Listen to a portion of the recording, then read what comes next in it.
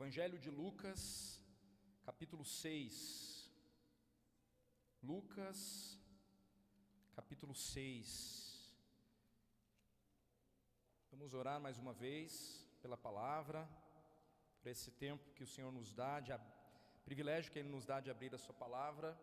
E um motivo de gratidão, nós recebemos a notícia, nessa tarde, o pastor Cícero, que estava ali no Gama, está indo lá para o Pará, e ontem então no percurso sofreu um grave acidente ali, mas graças a Deus, Deus os preservou, só pequenos arranhões, toda a família. Nós vamos lembrar de orar pelo pastor Cícero, porque certamente isso impacta, mas que bom que eles já estão lá também. Oremos, irmãos, vamos agradecer a Deus pela vida que o Senhor nos livrou dessa tristeza. Obrigado, Deus, pelo teu livramento sobre a vida do pastor Cícero, bem como de toda a sua família.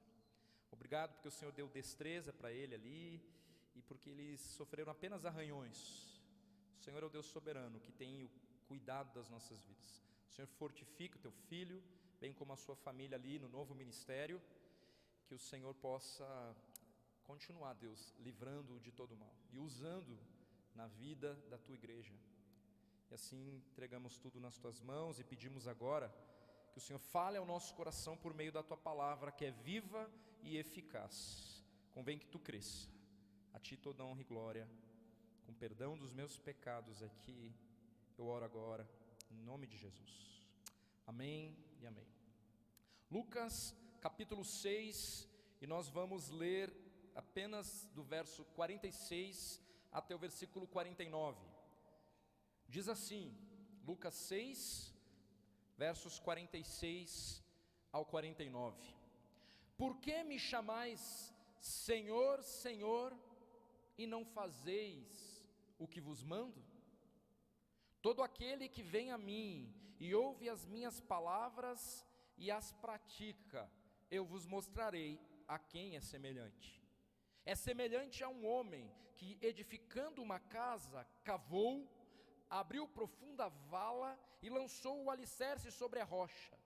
E vindo a enchente, arrojou-se o rio contra aquela casa, e não a pôde abalar, por ter sido bem construída.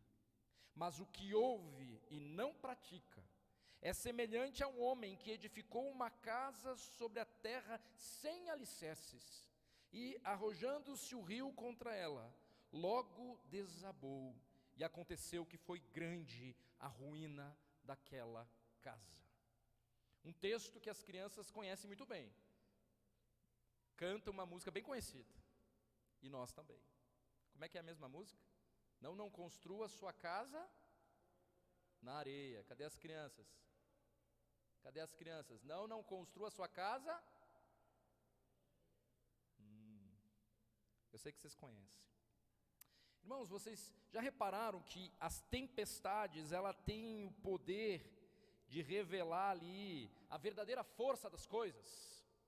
Lá no Rio Grande do Sul, na tragédia que ocorreu, nós vimos bairros inteiros sendo arrastados totalmente. Mas curiosamente, em alguns lugares, alguns se mantiveram firmes.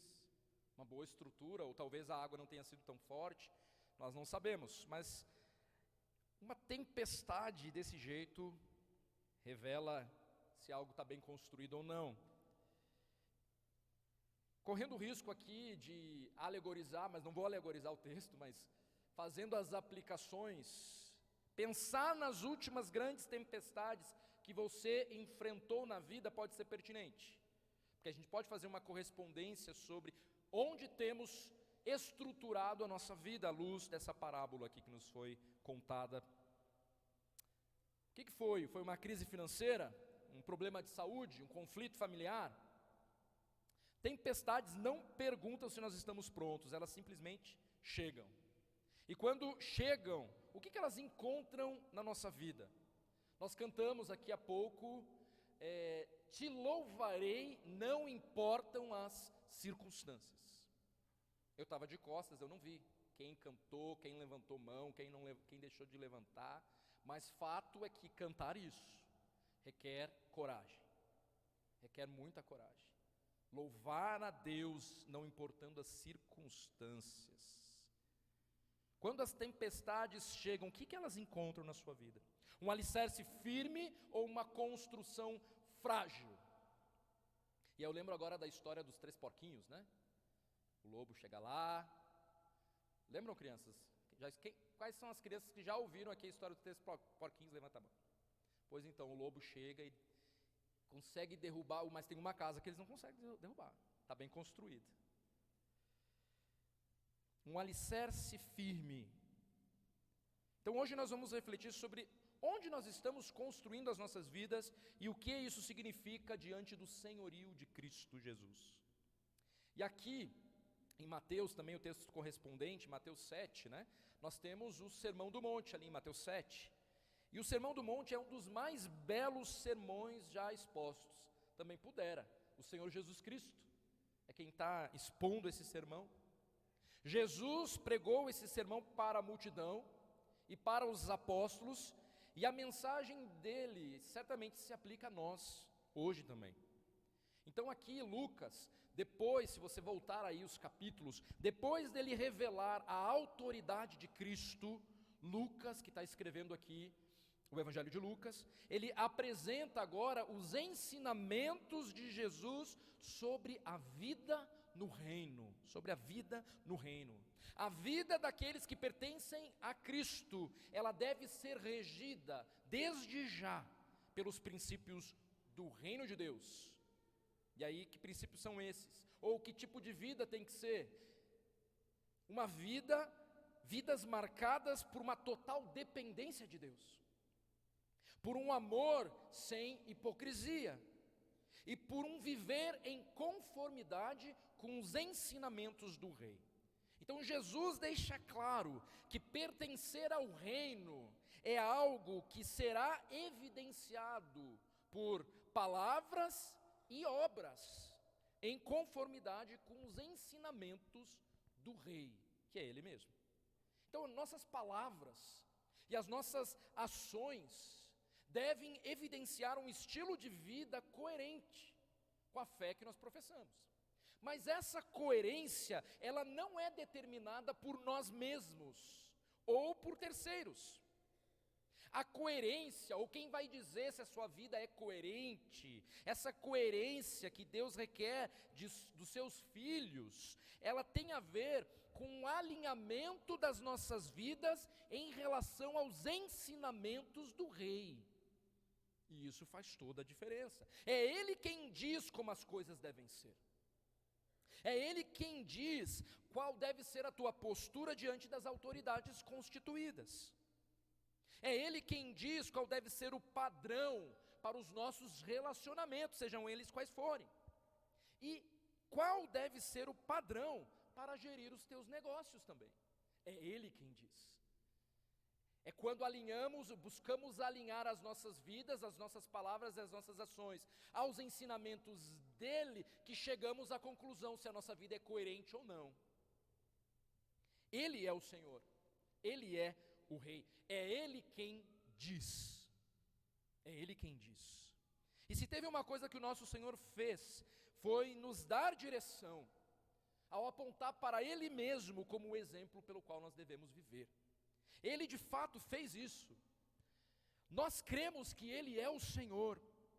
E então Ele perguntou aos seus discípulos aqui, e para as multidões, e certamente, abra os seus ouvidos, Ele pergunta também para cada um de nós hoje aqui: por que me chamais Senhor, Senhor, e não fazeis o que vos mando?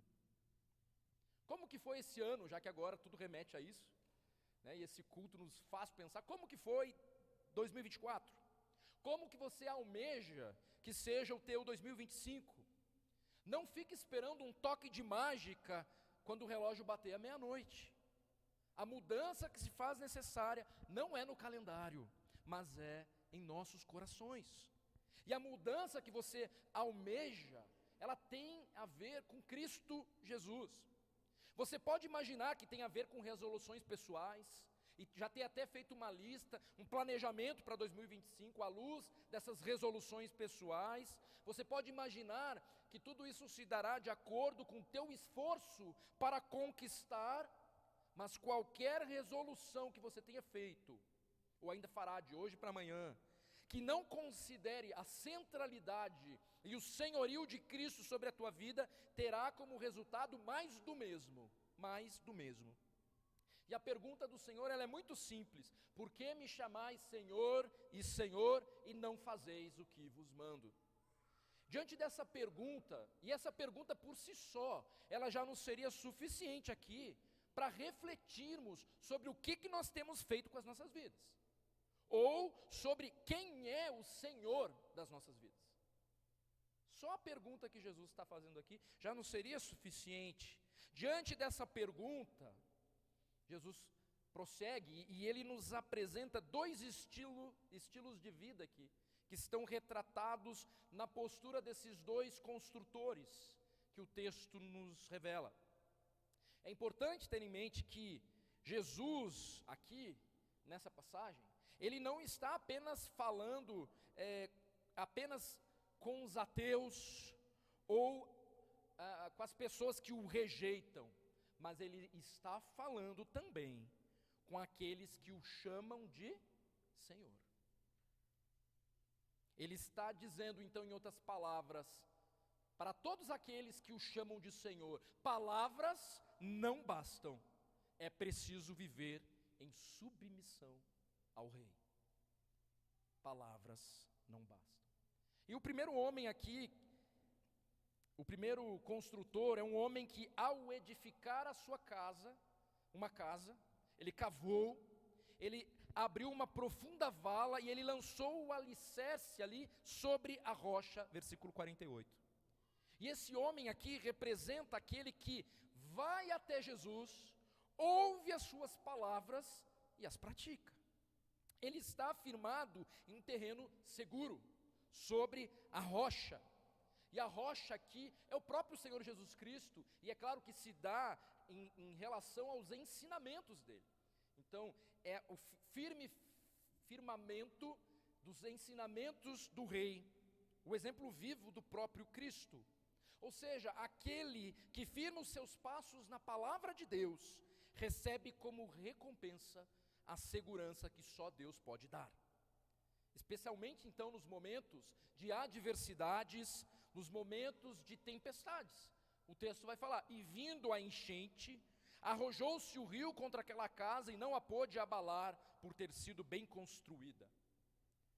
Quando estamos alicerçados em Cristo Jesus, e o verdadeiro significado dessa expressão, alicerçados em Cristo Jesus, é ter sido encontrado pela graça, resgatado das trevas para a luz, para uma vida de retidão, de obediência à palavra. Quando nos submetemos ao senhorio de Cristo, então nos tornamos inabaláveis. Em Cristo somos inabaláveis. E mais do que isso, nós encontramos então o verdadeiro sentido da nossa existência. Um exemplo então dessa sujeição, tentei procurar algum exemplo e me veio à mente um exemplo de sujeição e consequente capacitação para um viver inabalável. Foi uma irmã nossa, Elizabeth Elliot. Não sei quantos já ouviram falar a respeito desta mulher. Após o seu marido, o Jim Elliot, após o marido dela ser morto por uma tribo indígena ali no Equador, enquanto eles tentavam evangelizar, não só ele, mas todos os missionários ali presentes, foram 5, tentando ali evangelizar, eles foram mortos.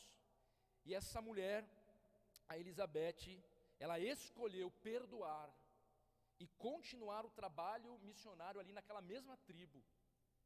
E o resultado foi que muitos daquelas tribos se converteram a Cristo Jesus. O testemunho de fé e perdão de Elizabeth foram transmitidos às gerações. E aí tem filme, tem livro, tem até desenho animado. Eu descobri que tem um desenho, se quiser apontar a história aí para as crianças. O próprio Jim aqui, ele afirmou uma frase que você já deve ter escutado em algum lugar aí: Não é tolo aquele que dá o que não pode guardar para ganhar o que não pode perder. E ele com a própria vida, ele então se entregou. Não é tolo aquele que dá o que não pode guardar para ganhar o que não pode perder. E acredite se quiser, mas os próprios assassinos desses missionários acabaram se convertendo. E quem que evangelizou? Foram as esposas, que perderam na mão daqueles homens ali. Ir até Jesus, ouvir a sua palavra e obedecê-lo é o caminho proposto por Deus para o homem. Eu consigo olhar para esses exemplos e tantos outros, talvez na sua própria vida, você já tenha passado por tantas tempestades e percebido o sustento do Senhor que procede das Escrituras, dando base para você. Ou talvez você conheça tantos outros que nós poderíamos alistar aqui, que ao levantarem as suas mãos e cantarem, ao cantarem, te louvarei, não importam as circunstâncias, nós ficamos chocados. Porque não se trata de uma mera dor de barriga, unha encravada, mas do próprio marido sendo morto e você indo lá, perseverando, evangelizando. Que fé é essa? Que caminho é esse? Está firmado onde esses pés? Diante de tamanha tempestade. Ir até Jesus, ouvir sua palavra e obedecê-lo é o caminho proposto de Deus para o homem. Se você então se entregar a Cristo hoje e se sujeitar ao seu senhorio, Ele será o teu socorro presente na tribulação. Ele endireitará os teus caminhos. Quando você olha para a sua vida, para o que você construiu até agora, o que você diria sobre os alicerces? Eles têm sustentado você nas tempestades? Porque a tempestade pesada, ela virá. E aí, o que vai acontecer com as estruturas aí? Assim. E por quanto tempo então? Por quanto tempo mais um alicerce cuja força é o teu próprio braço será capaz de te sustentar?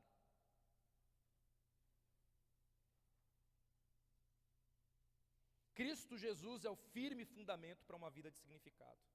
A nossa obediência não é o que nos salva, mas é a evidência de que nós fomos alcançados pela graça de Deus em Cristo. Nós só podemos viver firmados na rocha porque Ele nos sustenta, é claro. Mas é claro que a gente precisa dar evidências de que pertencemos ao Senhor, que declaramos que é o nosso Senhor. Mas é tudo pela graça, sim. O segundo homem aqui descrito por Jesus, ele aparece em contraste ao primeiro. É aquele que ouve e não pratica. Esse é aquele ali no verso 49, que edificou a sua casa sobre a terra sem alicerces. Imagine, construir uma casa sem alicerces. É uma tragédia anunciada. Diante da tempestade, a ruína daquela casa é completa. Foi o que o texto nos alerta aqui. É uma ruína completa. Ouvir os preceitos do Senhor e desprezá-los é caminho de morte. Tiago, na sua carta, ele nos exorta a sermos praticantes da palavra e não apenas ouvintes. Diz assim lá em Tiago 1, 22 a 25: tornai-vos praticantes da palavra e não somente ouvintes, enganando-vos a vós mesmos.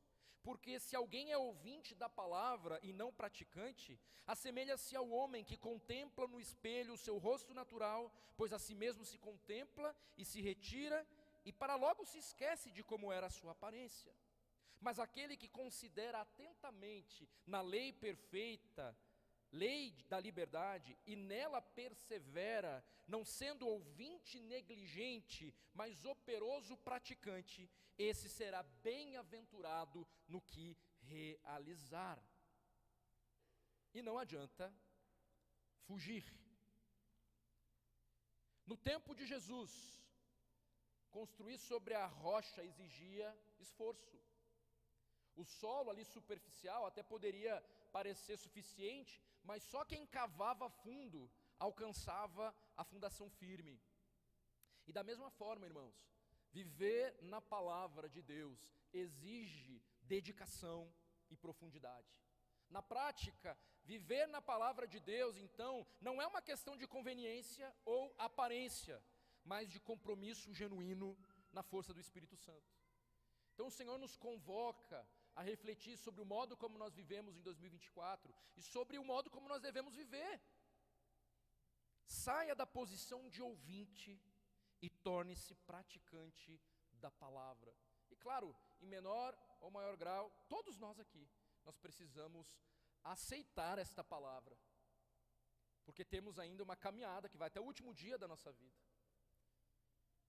Decida sair da superficialidade para um relacionamento profundo com Deus. Cavar fundo aqui espiritualmente começa então com o compromisso de estudar a Bíblia de forma consistente. É deixar de ler um versículo solto no nosso devocional, no nosso devocionário ali, sem refletir muito bem, às vezes, no significado, e dedicar tempo buscando entender o contexto, orando por discernimento, amando a palavra. Irmãos, no arquivo aqui dos nossos certificados da Bíblia, eu não precisei fazer nada, só mudei 2024, porque os nomes permaneceram os mesmos. Acrescentei a irmã Gerondina. Retirei outros porque talvez não entregaram a tempo. Não se trata do certificado em si. O que isso revela do nosso coração? Se a palavra de Deus é palavra de Deus e nós nos reunimos todos os domingos aqui, nenhuma pregação do mundo, nenhum tempo de pregação será suficiente para te levar a uma vida de profundidade com Deus. É algo pessoal que ocorre lá no teu lar. Então, dedicar tempo buscando entender o contexto, orando por discernimento, amando a palavra. Construir sobre a rocha exigirá de você uma vida de oração, que vai além de pedidos rápidos e convenientes. Então é necessário separar momentos diários de comunhão profunda com Deus, confessando pecados, intercedendo pelos outros, buscando orientação para decisões. Esse tempo com Deus não pode ser só oração pelo alimento. Orar apenas em momentos de necessidade ou em situações de crise revela um relacionamento superficial, como foi o teu 2024. Profundidade com Deus tem a ver com obediência em áreas difíceis. Submeter-se aos ensinamentos de Cristo envolve abrir mão dos seus desejos pessoais. Seguir os princípios de Deus apenas quando eles se alinham com as suas preferências ou não geram conflito é fácil e revela imaturidade espiritual. Obedecer, mesmo quando é difícil ou contra a cultura, é trilhar o caminho de intimidade com o Senhor. Na prática, então, escolher honestidade nas negociações financeiras aí da tua empresa, mesmo que isso resulte em perdas. Amar e perdoar um inimigo, seguindo o mandamento de Jesus, mesmo quando o teu coração resiste. Decidir amar de forma sacrificial o teu cônjuge, porque o nome de Deus será glorificado. Andar na contramão revela maturidade espiritual. Abrir mão de si mesmo para que a vontade de Deus prevaleça é sinônimo de uma vida firmada em Cristo, na rocha e não em si mesmo. Outro aspecto do que vem a ser uma vida fundamentada em Cristo tem a ver com estar conectado à igreja local e à comunhão dos santos. O cristão maduro dará os passos necessários para se engajar em discipulado mútuo, servindo a igreja local e prestando contas aos outros irmãos na fé. Superficialidade nos relacionamentos enfraquece o caminho de maturidade proposto por Deus para as nossas vidas. Então, construir sobre a rocha é um chamado ao compromisso profundo e perseverante com Deus.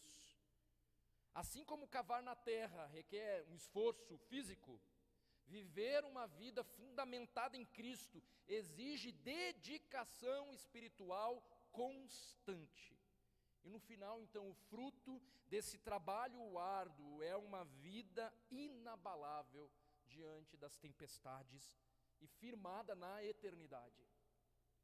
Então, nesse fim de ano, que tipo de casa você está construindo para o próximo ano? A mudança, ela não começa no calendário, mas no seu coração. Que decisão você precisa tomar hoje para edificar sobre a rocha que é Cristo, sobre os ensinamentos do Rei dos Reis? O que você precisa abandonar, se arrepender, escolher o caminho proposto por Deus? Pois faça isso hoje.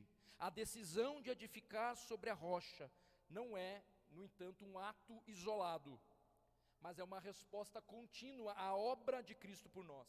Ele é o firme fundamento que nos sustenta nesta vida e nos garante a vida eterna. Sem Cristo, nós nada podemos fazer. Eu acho que essa é uma reflexão pertinente. Por que me chamais Senhor, Senhor, e não fazeis o que vos mando? Bondoso Deus, em nome de Jesus, nós clamamos para que esta palavra ministre aos nossos corações.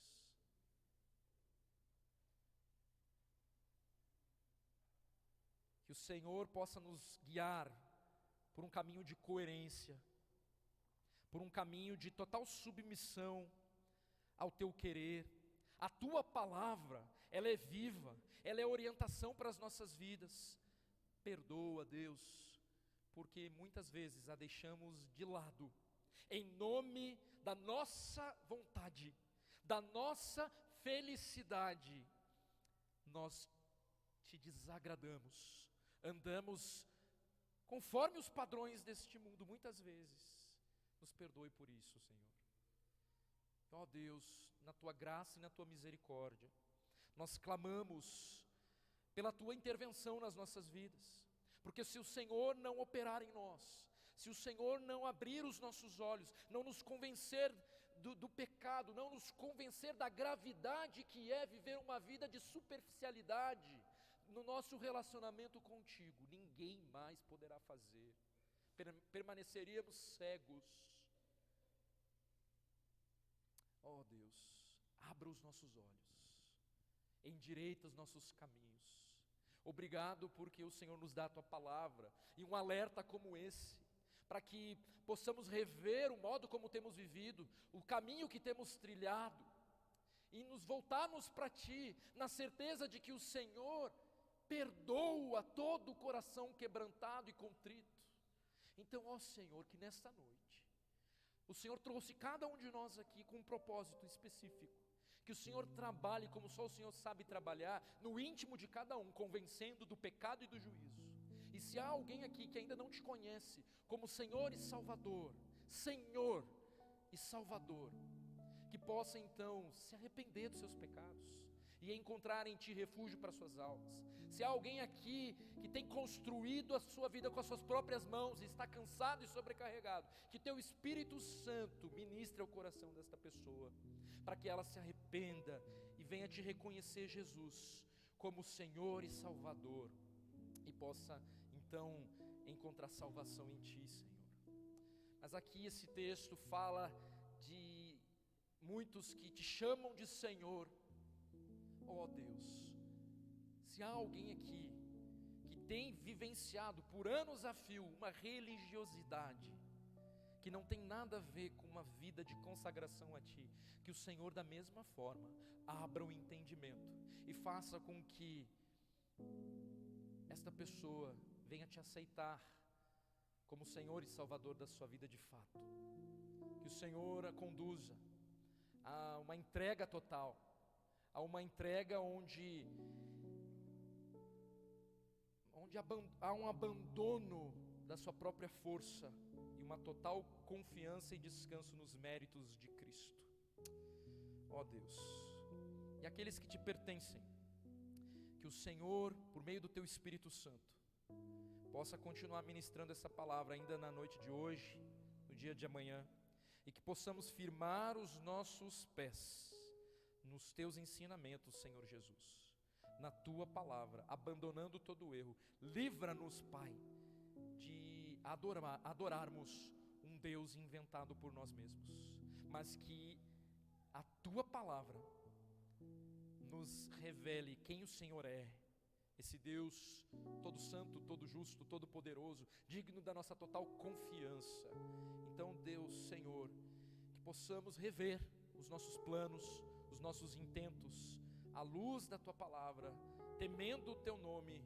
Então, Senhor, vem e dá discernimento e nos dá temor para nos dobrarmos diante do Senhor. Nos perdoa por todo planejamento que não consultamos o Senhor. Nos perdoa por toda palavra que saiu da nossa boca, que não considerou os teus preceitos e o teu caminho. Ó Deus, que possamos nos calar e deixar que a tua palavra fale através das nossas vidas. Essa é a minha oração sobre a minha vida, sobre a vida da igreja do Senhor Jesus que se reúne aqui, sobre a vida daqueles que o Senhor trouxe aqui essa noite, que carecem de um arrependimento para a salvação. Que o Senhor cumpra com a tua palavra, para uma coisa ou para outra, porque o Senhor é fiel. A ti toda a honra e toda a glória. Oramos pelo nome santo de Jesus. Amém e amém. Amém, meus irmãos. Vamos